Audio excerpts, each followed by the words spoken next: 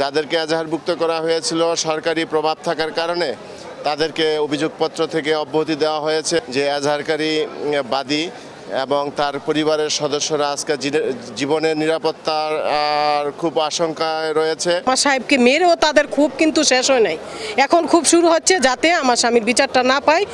আমাদের ভয় ভীতি এবং আমাদের উপর হামলা চালাচ্ছে। কালকেও 5 জন ইয়াসিনের বাড়িতে নিয়ে পিটাইছে।